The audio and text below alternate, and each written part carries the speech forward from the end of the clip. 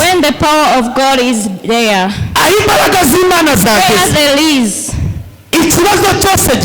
every matter, it have an answer there.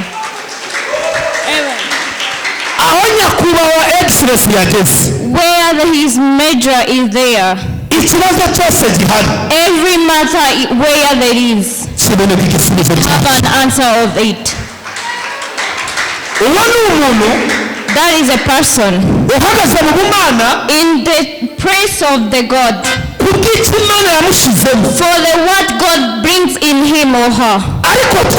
But as we are in umbrella of Jesus Christ, well, is a cancer, even if it can be diabetes, when there is jobless, is the haters, and get a buff or honor, every matter, you have an answer for it. Thank you for bringing it in the answer.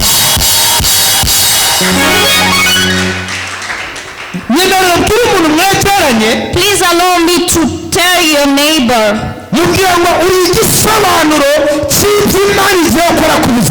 tell him that you are the meaning for what God is going to do in your life. Am I speaking to someone? Am I telling someone? Am I telling someone? Tell him whatever it can. You are the meaning what God is going to do in your life. You are the meaning for the miracle.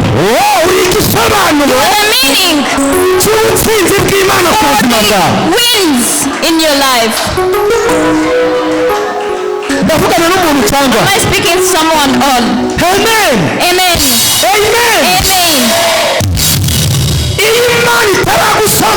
When God is not yet explains you, even though you can explain yourself, finally you exchange your mean. Oh, it comes back to me. Who is in the camera here? We praise you who are in the YouTube channel, following us on Ikamba Calvary TV. Be blessed. I'm saying strong things. You are the meaning for the God works, what he is going to do in your life. Second, when you explain yourself before the God explains you, finally you go beyond. Finally you go wrong. Tell him that stay strong. You are the meaning what God is going to do in your life. Are you getting it? And you clap for the Lord. Raise up your hands and we play. I need you to play in short. And I'm going to preach in short time. And we have the next prophet.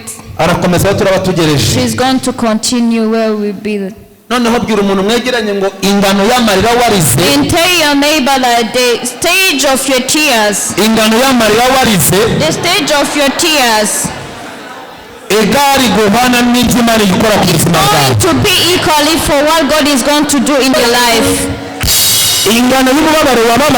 The stage of your painful is going to be equal with your joining for today.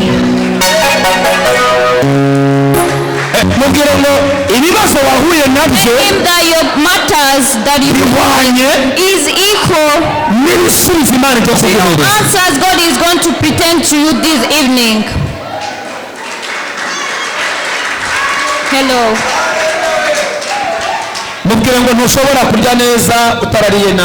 Tell him that you can't take joyful food before getting hard foods. umbwira ngo ntabwo ushobora kwambara neza utarigeze wambara nabi. That you can be smart before being a dash. Aho umugabo agejeje kubabaza azaharenza kunezeza. Where your husband is there for hurting you will be upset for making you joyful. Aho umugore agejeje kubabaza azahageza kunezeza. Where your wife is staying with paining you is going to rise by joying you. Aho ugeze bakubenga, where you stay by being uzahanyuka wambaye ikanzu ya mariage. To stay with the one marriageable. Aho ugeze utinze kubyara, where you stray without getting a bath, uzahamenuka n'impanga zombi. You're going to lay down with the two kids kugira ngo Imana isobanure ibidasobanutse ku buzima bwawe. in order God can explain what is not explained in your life. Ndenda vugana n'umuntu. Am I saying to someone? Ndenda vugana n'umuntu. Am I saying to someone? Imbaraga z'amasengesho, the power of play ni esikariye is the steps umuntu azamukiraho the people stands up ajya kwakira icyo Imana yamuvuzeho. by receiving what God says.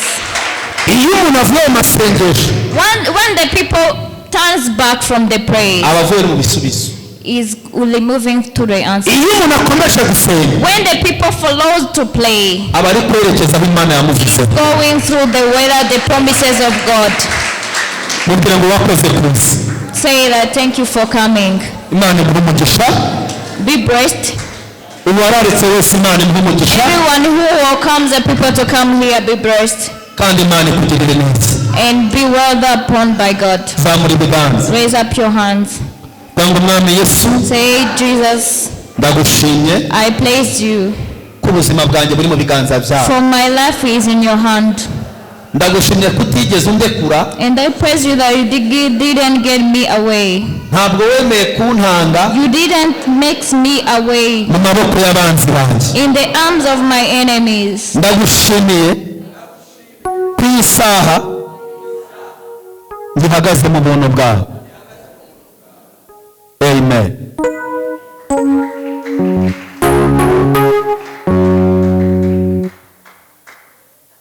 Bwana asifiwe sana. Muri beza. By the way, bwira umuntu mwicaranye mwihereranye ngo urasa neza.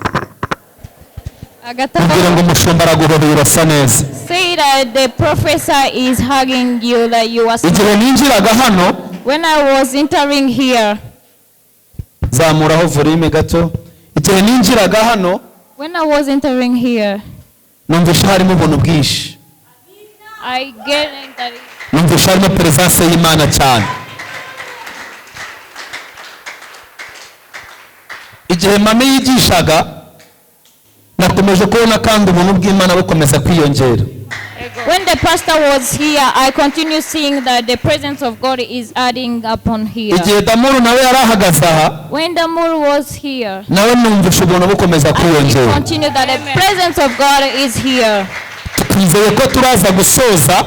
Our faith maintains that we will ubuntu bw'Imana buri hejuru cyane. when the presence of God is higher than this. N'izina rya In Yesu. the name of Jesus. Zamura ikiganza. Raise up your arm. Tuzaho gatoya. Stay calm. Wongeye kubona imirimo n'ibitangaza Imana akoze mu buzima bwawe. Did you ever see the miracles that Jesus wants in your life? Wibutse ko aho bakurogeye atariho wapfiriye. Did you remember that where they poisons you didn't die there? Uributse ko bari bazi kutazarangiza uko kwezi ukaba urimo kugusoza. Do you remember that they were maintaining that you can't finish this month and you are finishing it?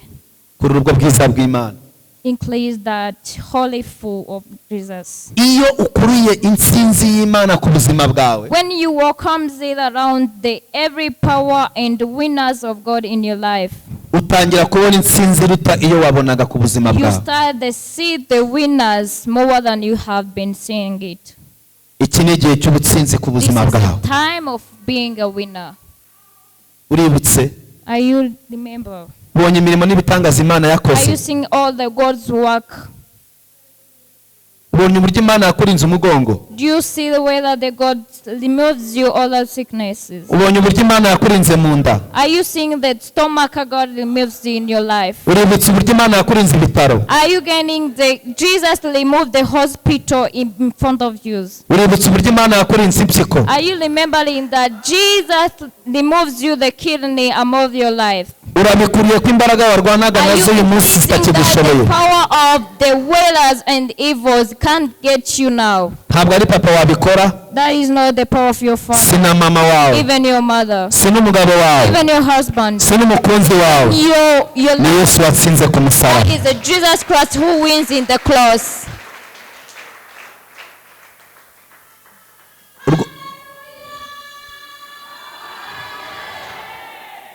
urwo rutugu ejo rwarakuriye ndewe ndakureba wowe. That your shoulders hurts you yesterday. wari umwuka wa parariza. Was the spirit of getting stuck. ariko ntabwo kirwaye parariza. It can't now. ndewe ndakubona umaze iminsi wanganye n'imbaraga z'amarozi. I'm seeing you have been fighting for the power of poisons. Yesu arambwiye ngo ntabwo ari bukurekure. Jesus said that he can't let you go. mwami Yesu, Jesus, ndasenze muri aka kanya. I pray by this now. tuzirikanye ibyo wakoze mu buzima bwacu. We remember all the things you have done in our life. warakoze kutwimana. Thank you for removing us all the shits. warakoze kuduhagarara. Thank you for staying up to us. igihe inama y'ikuzimu yari When yateranye the meeting of evils was there, bashaka ubuzima bw'uyu mwana to wawe, live us this the life of your child. watanze ingabo nyinshi You bring all the soldiers zipfa kubwe. and die for him. wagize neza mwana. Thank you for that. ntabwo waturekura. You can't lift us nta nubwo waduhana. and you can't give us. kuko umugambi wawe uri ku buzima bwacu. For your purpose is in our life. ndagushimye We thank you ko icyo ugiye gukora for hano what you are going to do kigiye here. kugaragarira benshi. Going to be shown Mu to izina the rya world Yesu. in the name of Jesus. Amen. Amen. komera Imana amashyi. Clap for your hands. ushobora kwiyicarira. You can have your seats. turaguha ikaze mu nzu y'Imana nk'uko baguhaye ikaze. We welcome you in the service in this nawe waje service. bamaze kwakira turakwakiriye. And those who comes after we receive the others and wiyumvemo ikaze mu nzu y'Imana. we are welcoming you. ndashaka kubanza gusoma ijambo rito I need to read the short words. riruva 33 Exodus 33 murongo wa 14. verse 14. aramusubiza ati And he answered, ubwanjye nzajyana nawe nguruhure. Exodus verse 33, chapter 18, 3:14. chapter 14. yes. He said, my presence will go with you and I will give you rest. Amen. 15 avuze ngo Mose aramubwira ati ubwanjye nutajyana natwe ntudukure ino. 15 says, he says to him, if your presence doesn't go with me, don't cry us up from here. Mose aramusubiza ati And Moses answered him that, ubwawe nutajyana natwe if you ntudukure yourself hano. never go with us, don't leave us here. Imana irashaka kugukura ahantu uri ikujyane nayo mujyane. God wants you to live where you are. He goes with you and he goes too. Lebo tala eneba. Makuru ya kabiri. The second information. Umukobwa agiye gushingirwa. The guy is going to Umusore agiye be married. gushingirwa. The boy is going to be Igisuzuguro cyo kutambara impeta He refuses kigiye kurangira. It's going to be Kigiye ended. kurangira. It's going to be ended. wabyaranye n'umuntu ariko ntiyakwambitse impeta. You get an above with someone and then give you a ring. Nacyo ni igisuzuguriro. That is a refusal. Nacyo kigiye kurangira. That is a header. It's going to be ended. Uriteguye? Are you ready? Uriteguye? Are you ready? Zamura haleluya. Raise up hallelujah. Ndagira ngo twinjire umwanya mwiza. I want you to enter in the turagaruka kuri ibi bintu. time. We will turn back to this thing. Ariko umuntu umvaga afite agasonga hagati mu mabere. But for the people who is nearing Umuntu umvaga afite agasonga hagati mu mabere. the person who is nearing the hunters in the bush, Aho wicaye hose. everywhere he is. Wangurikiranye cyangwa ukundere. Ndagira ngo Whether uhaguruke you are mba. following me or you are seeing me, I want you to rise up and we play. mbere yuko ninjira muri iki kintu before I enter in this thing, umuntu ufite agasonga mu ibere hagati mu mabere nahaguruki please raise up mbanze ngusengera Imana and I pray for you first. Kindi cya kabiri nshaka guheraho, the second things I want to start by, umuntu ufite ikibazo cyo kubabara mu rutugu, the one who had the ability hands in the shoulder, nagisengeye Imana yakinyeretse. I prayed for that, God shows gutya biragufata, haguruka mbanze ngusengere. Haguruka mbanze ngusengere. Raise up. Ndi muntu wa gatatu, the third person, iri tako ryiwe mimbere harimo utuntu tugenda genda kubyo nawe tumuteye ubwoba. Inside there is a things that is lashingly and has him. Nawe nta kibazo wahaguruka. Also you can stand. Tukagusengera Imana. And we pray for you. Mbere ko tujya mu bindi. Before we enter in the other things. Undi muntu wa kane, the fourth person, arahumeka nabi. He breathes badly. Arahumeka nabi. He breathes badly. Agira ikibazo cyo kurwara guhumeka. He gets the matter of sickness in the haguruka manze ngusengere. Stand up and I pray for you. Ndi muntu Imana yambwiye, other person God tells me, afite ikibazo cy'ugutwi. He had an eyes matter. Ikibazo cy'ugutwi. Harimo ibintu bitamereze neza muri uko gutwi. Haguruka manze ngusengere. Mbonye byafata n'umusaya. Haguruka manze ngusengere. Undi muntu nshaka kubanza nasengera ngo duterana kize. Afite agaheri mu izuru. Afite akantu k'agasebe.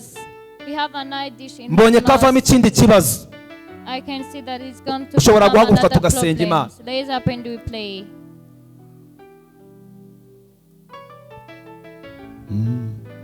Nyemera dusenge icyo kintu vuba vuba. Allows me to pray for that thing. Imana irashaka kubanza yabakiza. God wants you first to make you okay. Imana irashaka kugukiza. God wants to make you okay. Zamura ibiganza. Raise up your arm. Njyewe niwo muhamagaro wanje. This is my welcome. Wo gusenga kandi Imana igakora ibitangaza. They pray and God did a miracle.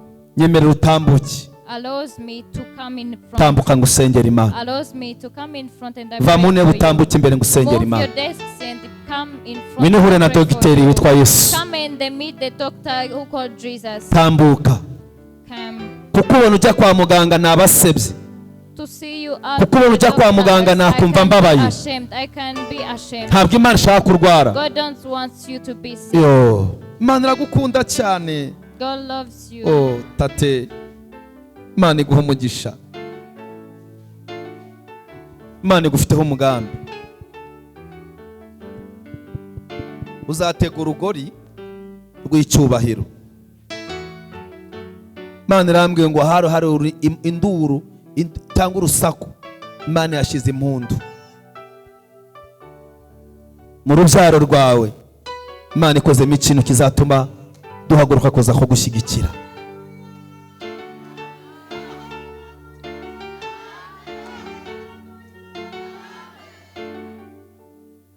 Igihe cy'abantu ku buzima bwawe kirarangiye, hagezeho igihe cy'Imana.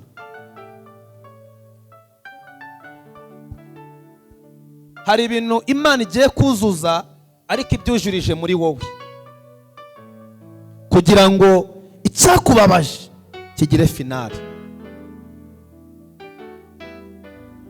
Ibiri pirive ndabikubwira. Wari ugiye kurwara kanseri, ari ibintu bakuroze, ariko uyu mugoroba Imana iragukijije. Imana iragukijije. Waragerageje ngo bisobanuke ariko biranga. Wewe wari umuntu ariko bigiye gusobanurwa ni yera.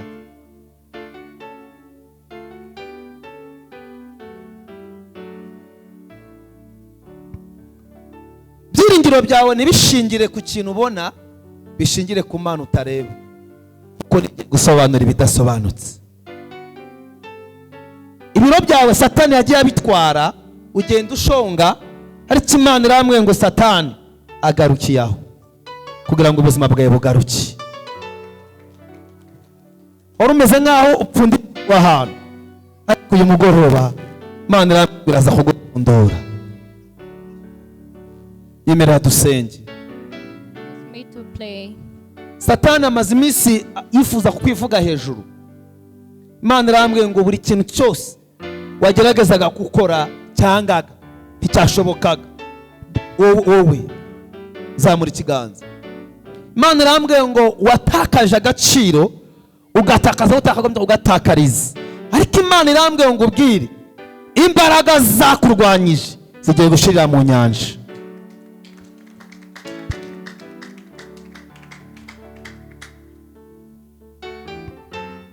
Ndagira ngo zamura ibiganza manze ngusengere mbere ko twinjira mu bindi. Ntukibaze ku Basilamu ntabwo bazagushobora, Imana izakurinda. La potako sene mande vodesa. Fata hano wumva urwaye dusenge Imana. Birashoboka ko njyewe nasenga gusa data agakora. It is possible that I can pray for you only and Jesus works. Imana iragukunda cyane. God loves you so much. Ntabwo yifuza kubona uri mu bitaro. He doesn't deserve you to see you in the hospital. Imana iragukunda cyane. He loves you so much. Ntabwo yifuza kubona uri kwa muganga. He doesn't wishes you to see you in the hospital. Mana mu izina rya Yesu. God in Jesus name. Indwara yose. Every sickness. Waba warayanduye. Baba barayikohereje. Who is being sent? Iyo ndwara ndayirukanye. Every that sickness. Mu izina rya Yesu Kristo. Jesus Christ name. Icyo Satani yagambiriye kuri wowe. Whatever the demons wins on. Uwo mwuka ndawusenye. That spirit I cast it away. Iyo ndwara ifite amatwi. Where the sickness have they hear. Uko yaje utayihamagaye. Where it comes and beacon. Uko yaje utayiterese.